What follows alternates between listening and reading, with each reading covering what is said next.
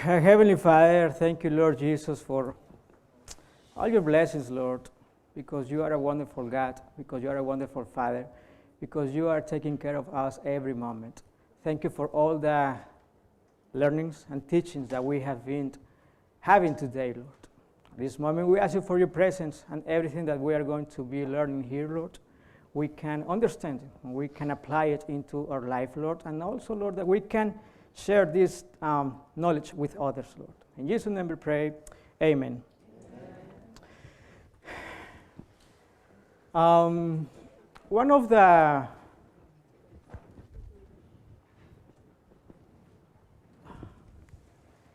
syndromes that is emerging in conventional medicine and lifestyle medicine, it's the leaky gut syndrome.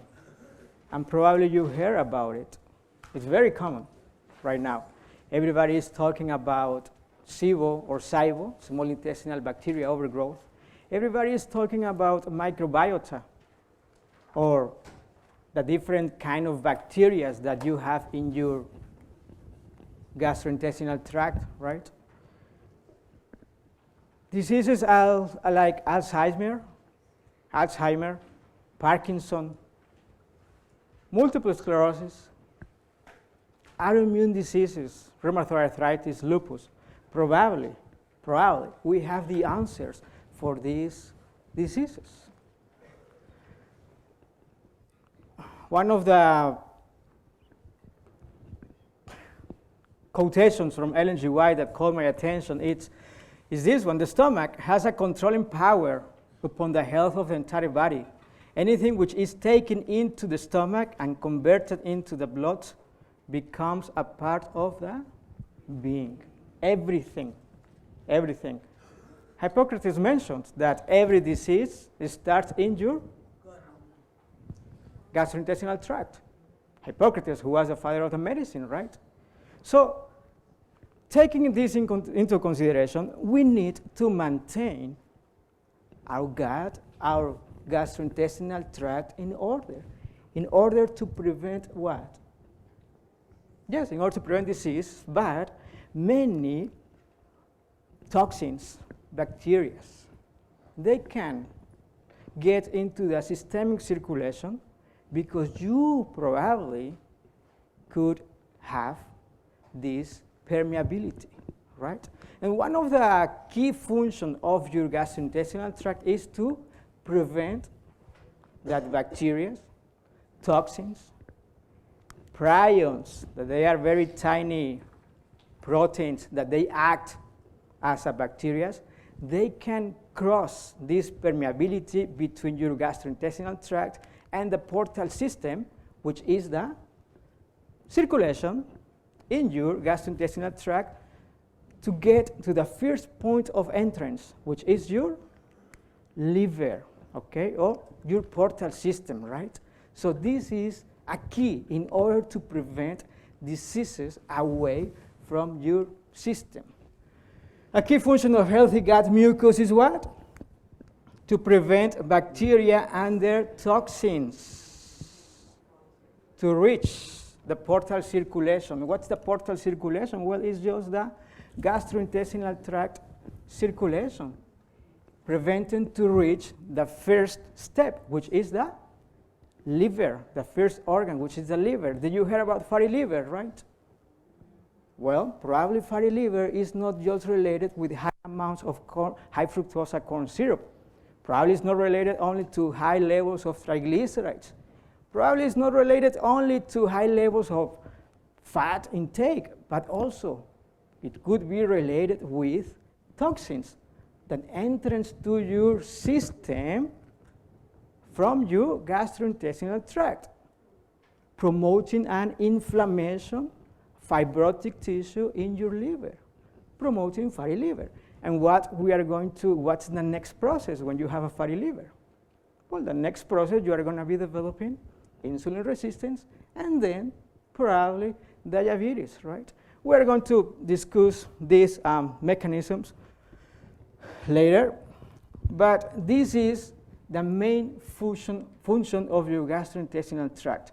Prevent toxins, bacteria, entrance to your circulation through this portal system, right? We have here on the picture how we have our intestinal barrier that is composed by muscle layers, immune system cells, and some other mechanisms like your microbiota that they are going to maintain this stability in your gastrointestinal tract. We have here a better picture about your liver. We have here a better picture about your gastrointestinal tract. We have a better picture here about your portal system, and your portal system is all this network of vessels that you have in your gut that they are going to be drainage into your liver. So that's the portal system. So this is the first target that we need to pay attention, right? We have here the lining of your mucus layer. We have here the lining of your gastrointestinal tract. As you can see here, we have two proteins that they are called claudin and occludin. And these two proteins, they have to be tight all the time in order to prevent this permeability. They are going to be acting like a muscle, opening and closing in order to prevent the leaking of substance into your circulation. So when you have a disruption in these two proteins, occludin and claudin, which is called the ZO1 area, the sonola occludin 1, when you have a disruption in this particular area, it's when you are going to maintain this permeability open for these kind of pathogens, right? It prevents against loss of water and electrolytes. This gut barrier is going to prevent also the loss of water and electrolytes and entry of antigen and microorganisms into the body, okay?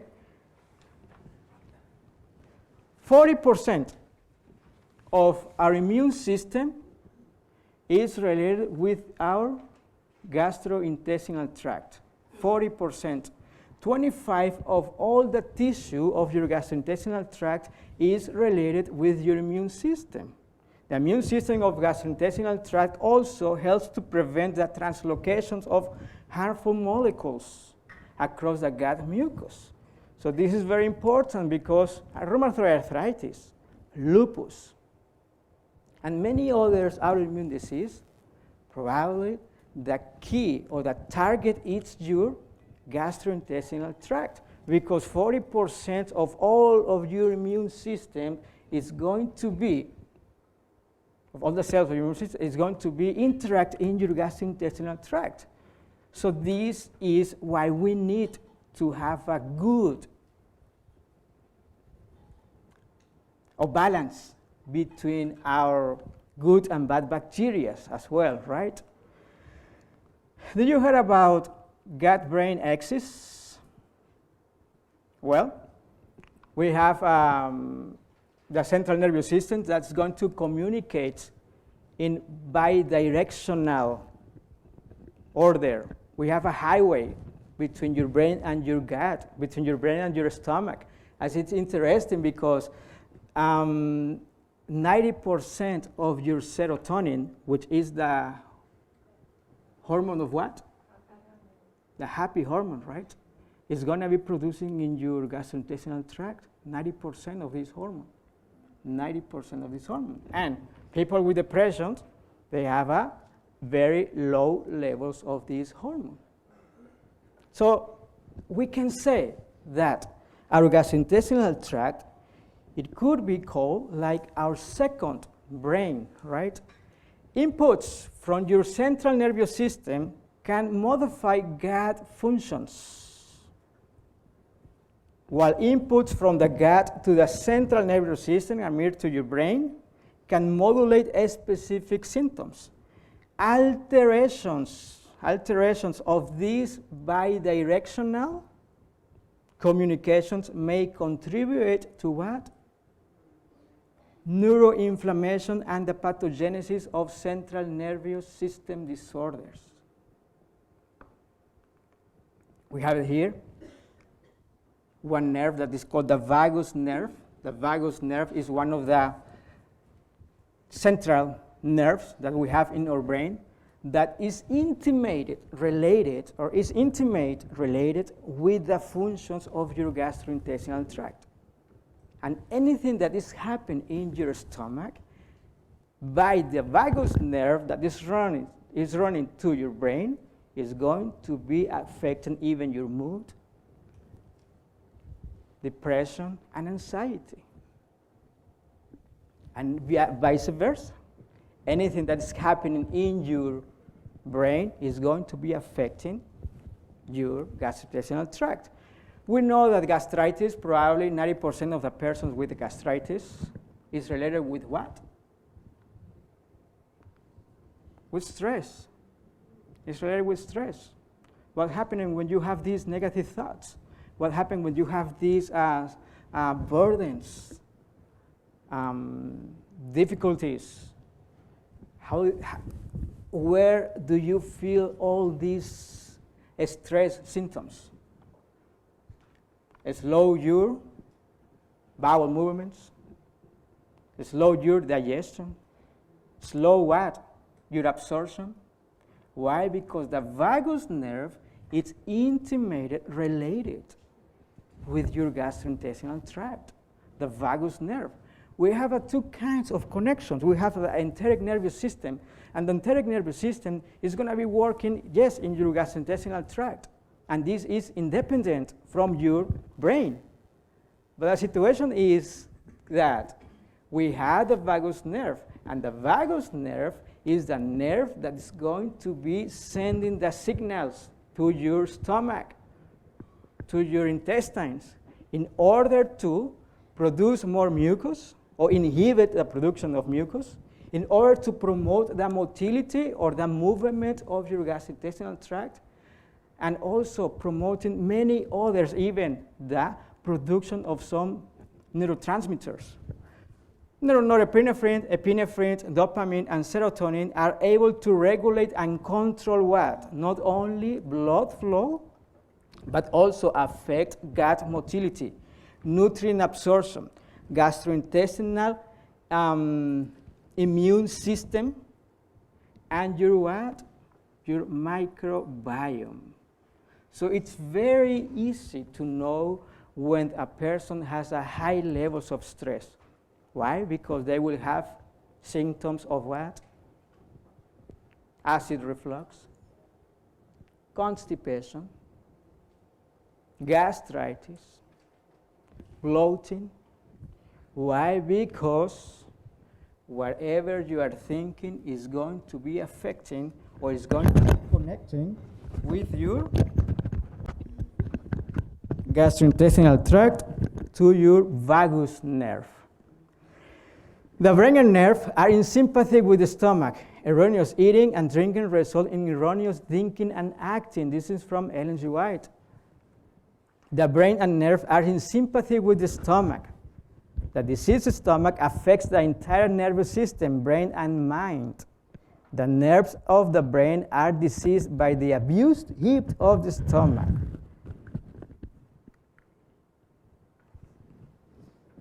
We have some others. How we are going to disrupt this barrier between your gastrointestinal tract and your circulation?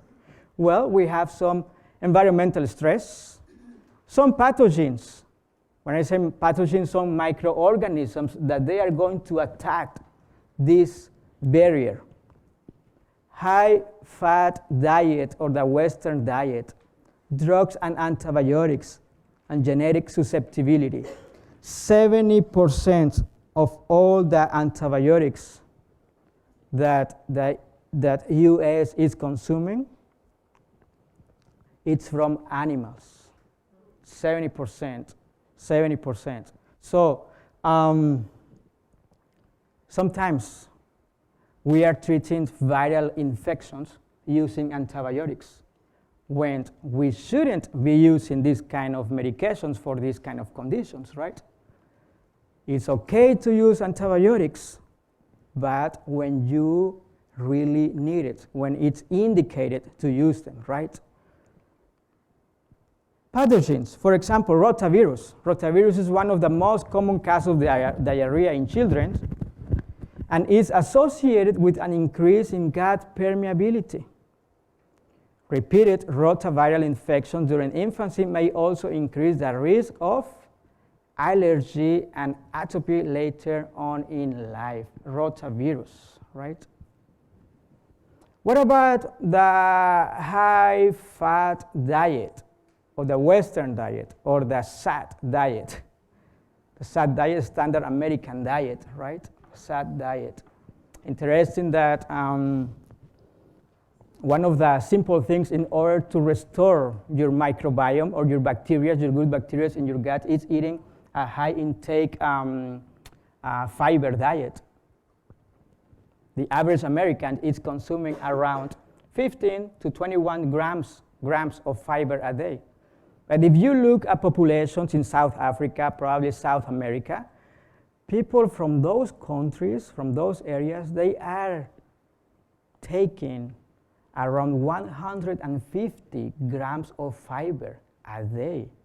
And the Americans, they are consuming only 15 to 20 grams of fiber a day. It's a big difference, almost only 10%. That's why we have a lot of high rates of colon cancer. We have a high rate of diverticulitis. We have a high rate of any problem in our colon. Why? Because the good bacteria, when it's related with the fiber, they are going to produce short-chain fatty acids like the butyrate. I don't know if you heard about the butyrate, but it's common right now. You can get some capsules of butyrate. You can get some capsules in order to enhance this productivity, probably, or enhancing the energy in your colon, preventing colon cancer, right? Short-chain fatty acids. Energy-rich fat, high-fat diets increase intestinal permeability, resulting in metabolic endotoxinemia. And why I said high-fat diet? Well, fat itself is going to promote inflammation. And the problem in the gastrointestinal tract that is going to promote this permeability is just inflammation cascade. But you need a trigger in order to promote this inflammation. And one of the triggers in order to promote this inflammation is the arachidonic acid. The arachidonic acid is one of the acids that is going to be working or triggering the cascade of inflammation. And the arachidonic acid, you are going to find it only in animal products. Only in animal products. And this is one of the pro-inflammatory compounds, right? But what about L-choline? L-choline is one of the products that you are going to find it in eggs. And L-carnitine is another product that you are going to find it in red meat. These two compounds, they are going to be converted in your gut, in your gastrointestinal tract, by your good bacteria or by your bacteria in another compound that is called TMA. And this TMA is going to get the portal system or the circulation. It's going to travel to your liver, and in the liver is going to convert it in another compound that is called that TMAO. And it's interesting because the Cleveland Clinic, they are the pioneers in research in this TMAO. It's the latest link for cardiovascular disease, independent of cholesterol.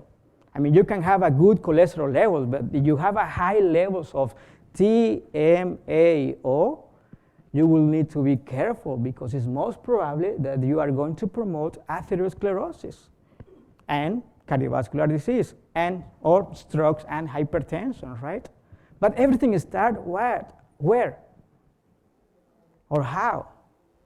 In your gastrointestinal tract, right? So arachidonic acid, L-choline, L-carnitine, a poor diet, a poor fiber intake diet is going to promote also this disruption of your gastrointestinal tract barrier, right?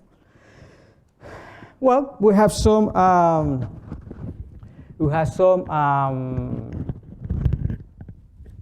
medications that in some cases we need to use it, right? For example, the non-steroids anti-inflammatory drugs are the most commonly prescribed what? Medication for any kind of pain or rheumatic pain, right? And 60%, enteropathy, which is enteropathy, is any disease that is related with your cells of your gastrointestinal tract.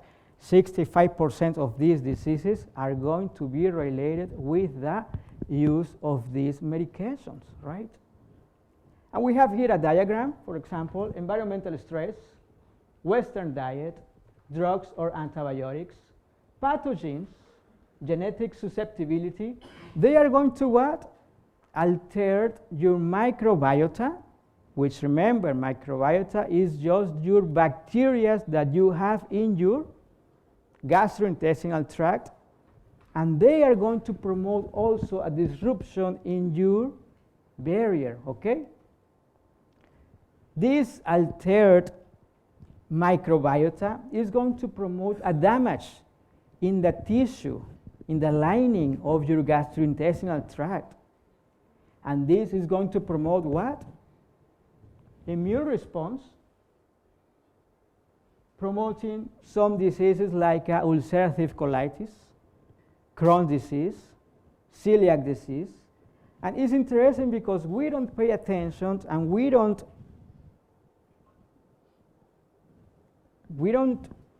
teach exactly that obesity is intimately related also with the kind of bacteria that you have in your gastrointestinal tract.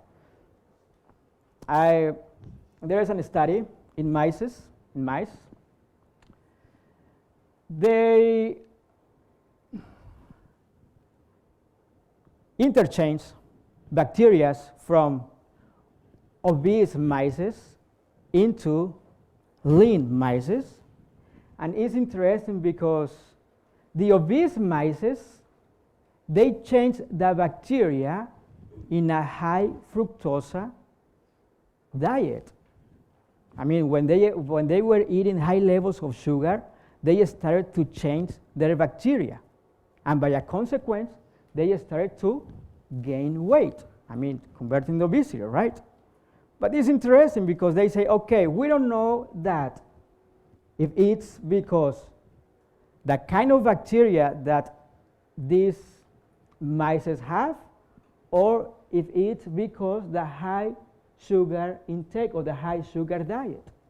So they say, okay, we are going to take a lean mice and we are going to translocate the bacteria from the obese mice to see what happens.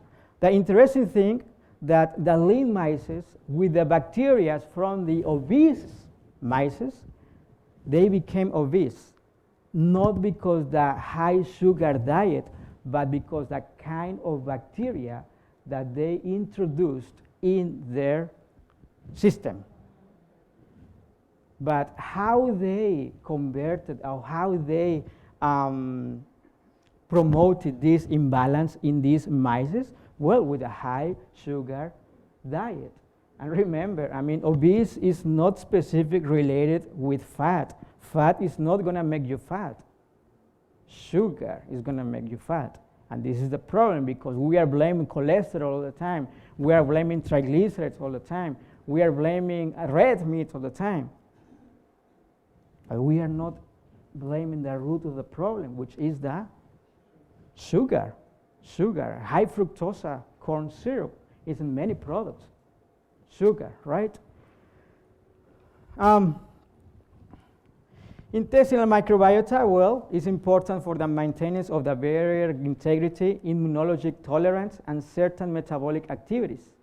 In contrast, intestinal dysbiosis intestinal dysbiosis, which is the imbalance between your good and your bad bacteria, is going to what? Plays a critical role in diverse pathological processes, such as inflammatory bowel disease, diabetes, and obesity, dysbiosis. The kind of bacteria that the Americans have or has, it's very different from the type of bacteria that a person has when they are under a plant-based diet. And if you check the bacteria, so the gut bacteria from the countries in South America, probably South Africa, it's totally different. Why? Because they have a high fiber intake diet. But here in US, we don't need this diverse of bacteria, right? Because why? Because the diet is based on what?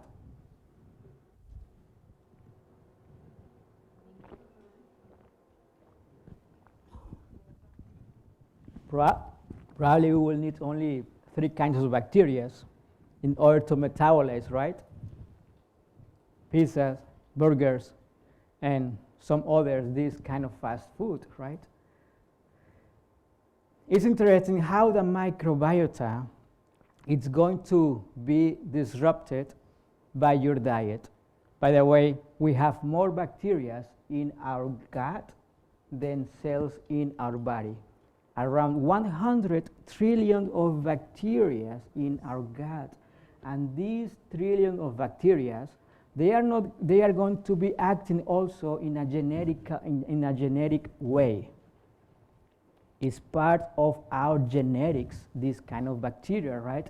And they kind of play a role, a very important role also in genetics diseases as well, right? But when did you start to disrupt this balance between your good and bad bacteria? Well, there is a big difference with children when they were born by C-sections and by a vaginal delivery. It's a big difference.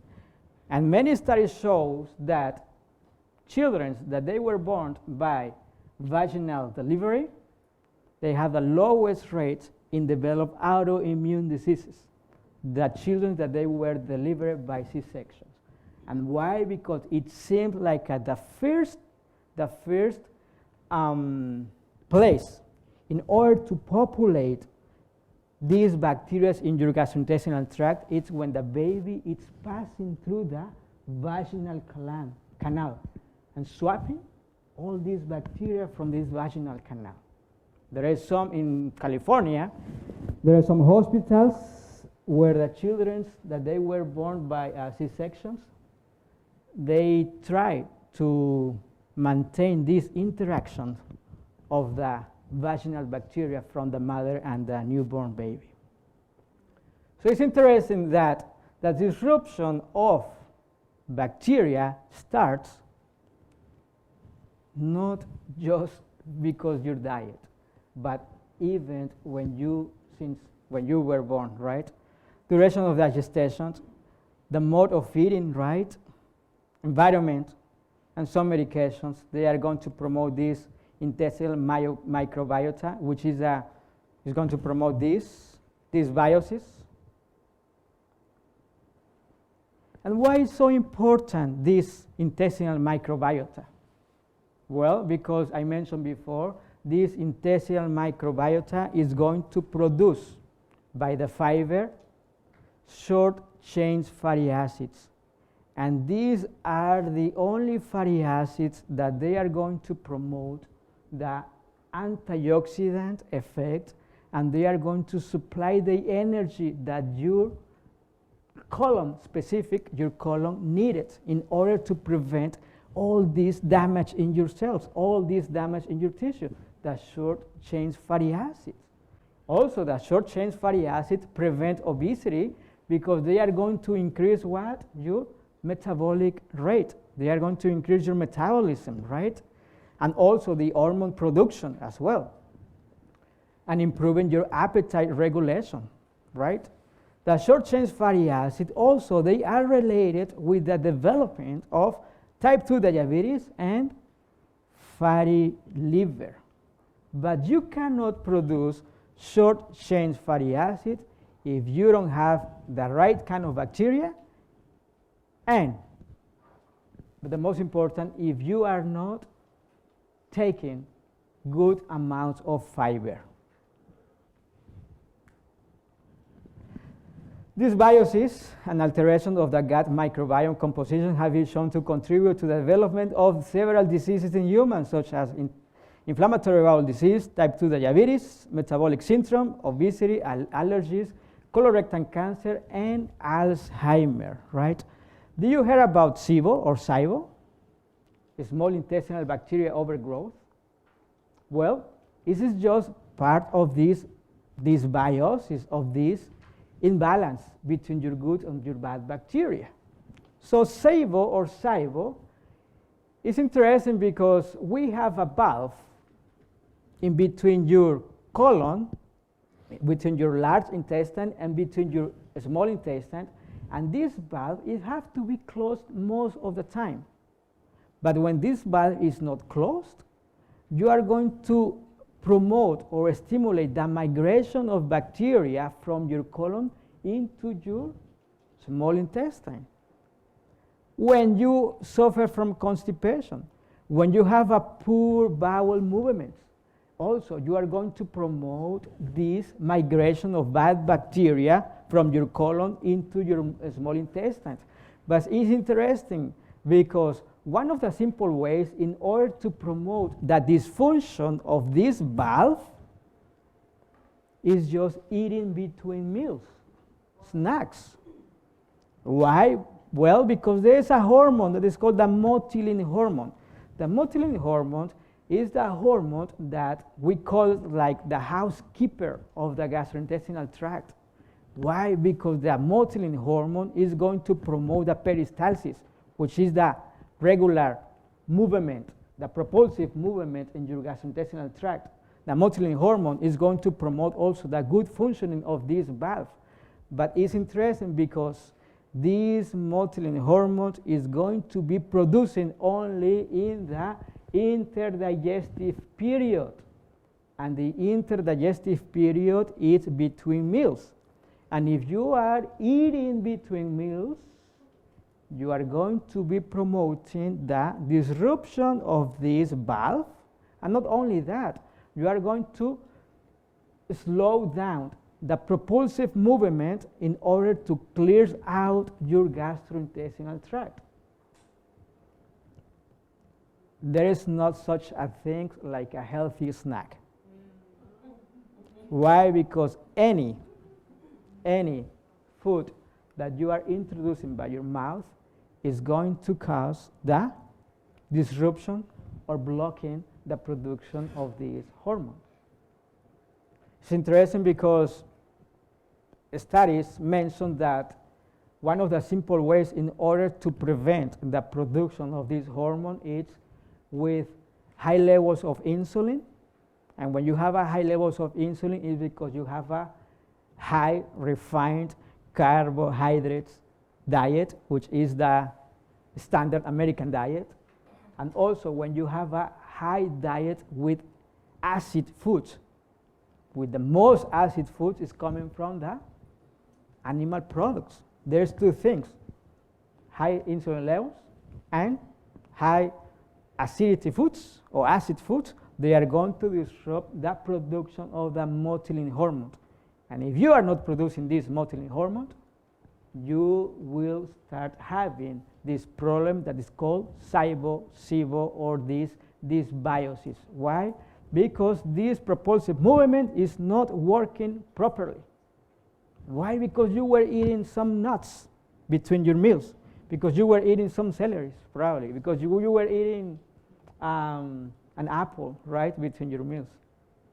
Snacks, healthy snacks. There's no such a thing as a healthy snack.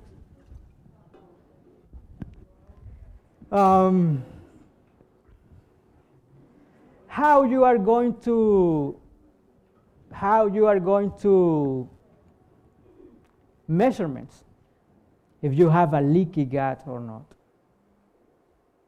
Well, there is a test that is called the lactulose mannitol test, where you are going to check your urine. You are going to be drinking a beverage with these two components, and you are going to be checking your urine after 6 hours. These two molecules, lactulose and mannitol, they are big molecules that they cannot pass this barrier. But when you have a high levels of these lactulose and mannitol in your urine, it's most related with the disruption of this barrier, right? Thank you. So, lactulose mannitol test. There's some other tests, but this is the most reliable one. Okay, the lactulose and mannitol test. So why we are so concerned about this disruption of the gut barrier? Well, as I mentioned before, lupus, rheumatoid arthritis, Alzheimer, Parkinson, multiple sclerosis. Definitely, they are related with this problem, with this situation. This is the root, it could be the root of the problem, right? We have here one of the pictures, right? How this problem is going to be related with all these conditions: kidney problems, depression, schizophrenia, autism, Alzheimer's disease, cardiovascular problems, lung problems, fatty liver, pancreas. Type 1 diabetes probably is related with this. Celiac disease, ulcerative colitis, Crohn's disease, and all these situations or conditions probably they are related with this problem. Persons with inflammatory bowel disease, systemic endotoxemia, which is a systemic endotoxemia is just the crossing of toxins from your gut into your circulation.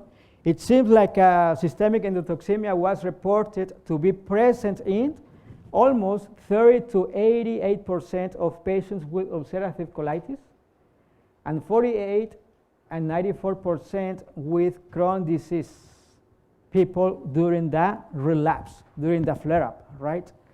Patients with Crohn's diseases exhibit a marked increase in intestinal permeability assessed by the lactulose mannitol test.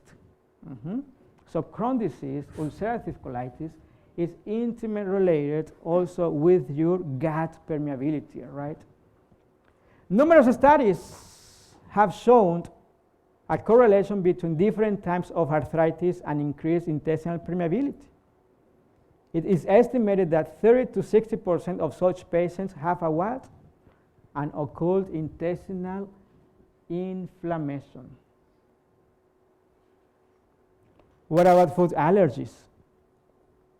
Well, there is a breach of gut barrier function. Dietary antigens and other luminal toxins can also be translocated across the intestinal wall, right? In order that food allergies to be manifest, these pathogens, they have to reach the immune system cells of your gastrointestinal tract. And the only way that these food allergies or pathogens can reach these mast cells or these cells of our immune system, it have to penetrate this layer, it have to penetrate this mucous layer, it have to penetrate this tight junction in order to promote this cascade of allergy. So many of the food allergy symptoms, it could be related with intestinal permeability, right? Fatty liver. Well, as I mentioned before, one of the problems with fatty liver is not specific just high fat intake or high sugar intake, but also is related with the translocation of virus, bacteria, and toxins into your circulation, passing through your liver, and in your liver promoting this inflammation and fibrotic tissue formation, promoting cirrhosis. And why is so important fatty liver, or why we need to be concerned about fatty liver? Well, because persons with fatty liver, they can, or they have the risk to develop cirrhosis. They have a 5 to 7% risk of develop cirrhosis after 5 to 7 years of the diagnosis of fatty liver. 5 to 7%. I mean, you can develop cirrhosis not just for hepatitis, but also, and you know that if you develop cirrhosis, you can develop liver cancer from fatty liver. From what? For these conditions, right? As I mentioned before, we have intimate communication. Intimate communication, your gastrointestinal tract with your brain. Increasing evidence suggests that clumping of proteins with prion-like behaviors. What's prion-like behaviors? Well, that these proteins, they are acting as a bacteria. They are acting as a pathogens, right? Might be a phenomenon shared by many of the major central nervous system diseases, Parkinson's, and some other diseases, right? And this is because it seems like a bacteria in our gut, they are going to produce the similar or the same kind of bacteria that is interacting when you have Alzheimer. And between your connection in your gut, these nerves, they are going to sense these kind of proteins, and these kind of proteins, they are going to promote a neuroinflammation or inflammation in your brain, but this connection, it was through the vagus nerve. Lipolysaccharides or LPS, which is one of the products of the bacteria, it seems like it's intimately correlated with the irritation or with the connection with your vagus nerve and your brain, promoting inflammation in your brain, lipolysaccharides, right? Because in our gut, we have a system that is going to degrade some proteins, but when you have a high levels of these proteins, that your stomach, that your gastrointestinal tract is not able to break down, what's going to happen? Well, these proteins, they are going to behave as a bacteria or prions, and they are going to self-propagate to the central nervous system by your vagus nerve. This is one of the theories, this is one of the hypotheses that we have in order to develop Alzheimer's disease and Parkinson's. LPS, lipolysaccharides, prions that you are producing in your gastrointestinal tract, they are going to promote an inflammation, a systemic, a neural inflammation in your brain, promoting all these diseases, right? Interacting with, some cells, prion-like bacteria, so prion-like proteins, might move to the enteric nervous system, which govern the gastrointestinal functions, finally spreading to the central nervous system.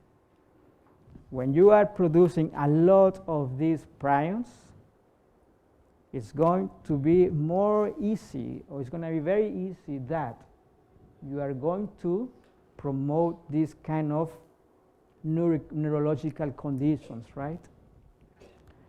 Okay, so prevention and treatment for this very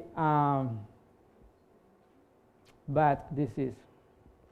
On Wednesday, we are going to be talking about fasting, and we are going to be talking about why we should fast and why it's related with a ketogenic diet, and why we should not do the ketogenic diet, and why we should follow the fasting or intermittent fasting, right? One of the simple ways in order to regenerate the cells in your gastrointestinal tract is just a day or two of fasting every week. One of the simple ways in order to clear out, in order to produce, remember, the motivating hormones is when you are on 2 meal a day plan. Why? Because in this situation, your cells, they are going to be regenerated when you are having a 16 to 14 to 16 hours of fasting every day. Plant-based diet.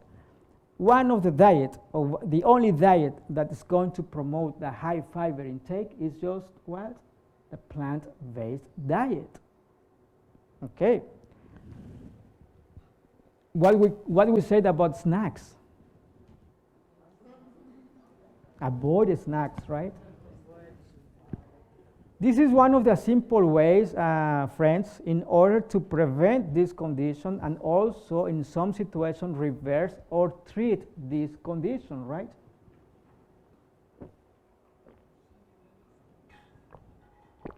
A day or two of fasting per week, plant-based diet, avoid snacks, eliminate all those foods known to give you a sensitivity.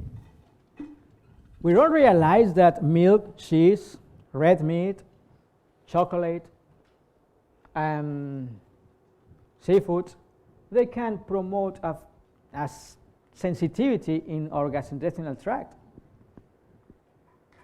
Take 1 teaspoon of slippery elm in water or mix it with 3 ounces of aloe vera, 20 minutes or half an hour before each meal. If you are having these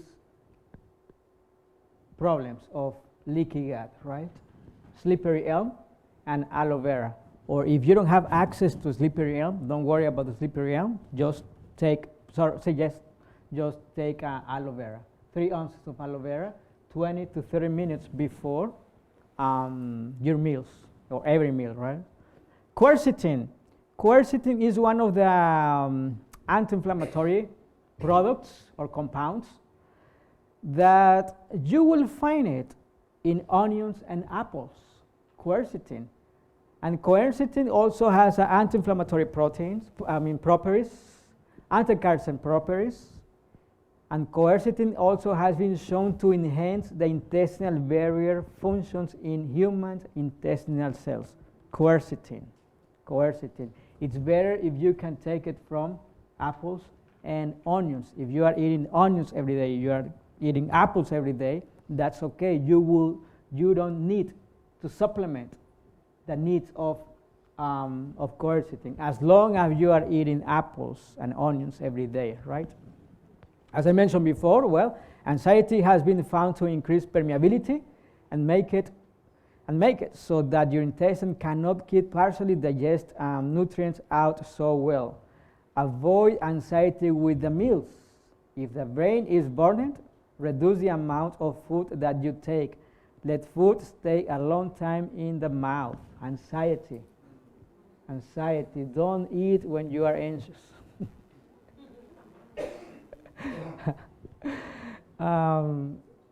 Yeah, or don't try to eat a lot when you are anxious. Or don't eat because you are anxious, right? Ginkgo biloba has an antioxidant and free radicals scavenging properties with cytoprotective effects on cells on the gastrointestinal tract. Well, what is this? Well, just that ginkgo biloba has some properties that they are going to protect the cells in your gastrointestinal tract, okay? And also has antioxidant properties preventing the damage of every cell in your gut, right? Essential fatty acids, such as those found in walnuts and flaxseed, can be most helpful to protect your body from toxins produced in the digestive tract. Fatty acids, chia seed, flaxseed, black cumin seed, they are some products that we should be eating almost every day. in order to promote these essential fatty acids, the balance between your omega-3 and omega-6, in order to prevent what? In order to prevent just inflammation, right? Vitamin C and E plays an essential role in protecting intestinal mucosal cells from oxidative damage and free radical pathology. Vitamin C and vitamin E, you don't need to supplement of vitamin E if you are taking or you are eating walnuts, avocados, or nuts every day. Okay, you don't need vitamin E. Okay, if you are eating these kind of products every day.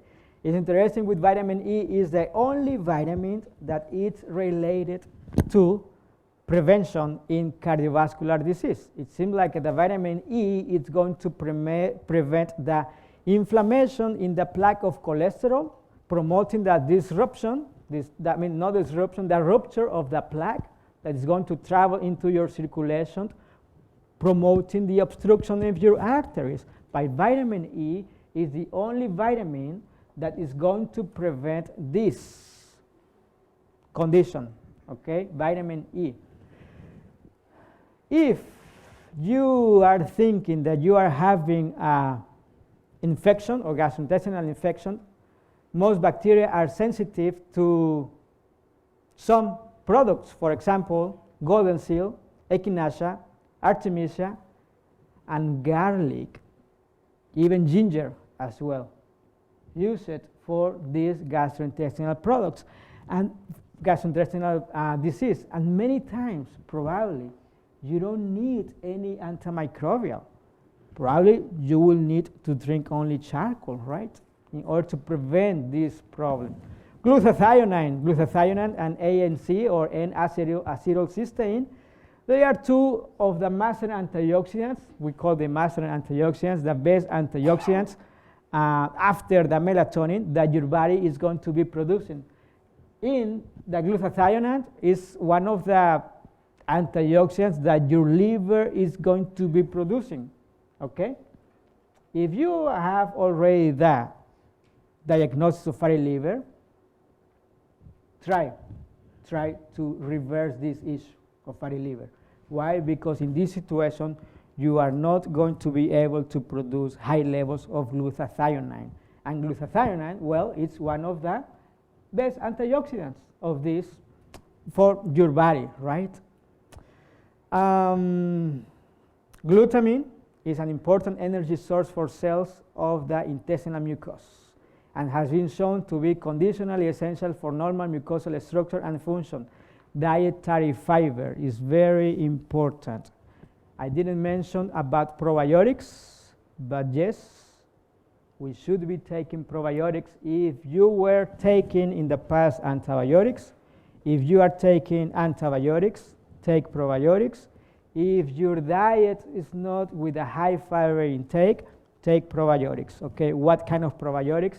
With a high diverse amount of bacteria, with a high diverse bacteria, and with a higher amount of bacteria, that's one of the best probiotics.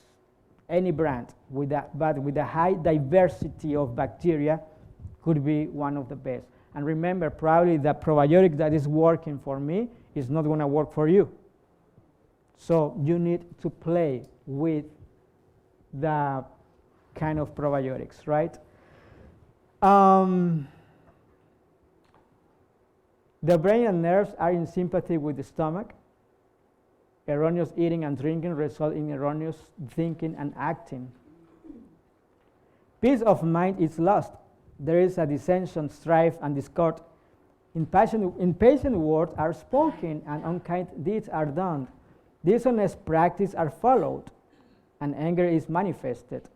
And all because the nerves of the brain are disturbed by the abuse heaped on the stomach.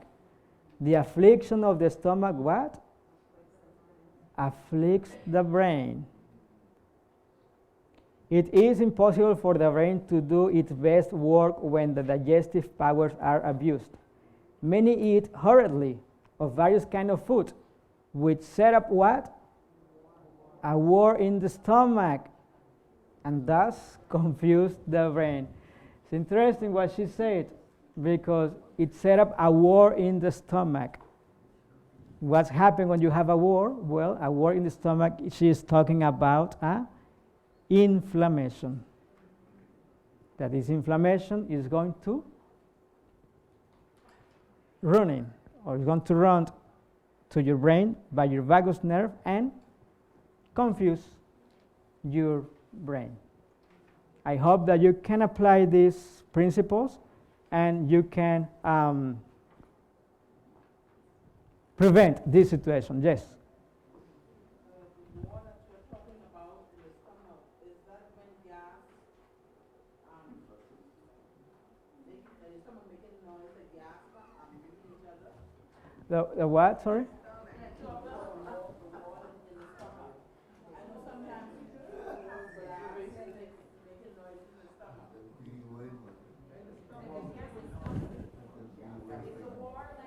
Oh, yeah. Well, it's more related with chronic inflammations.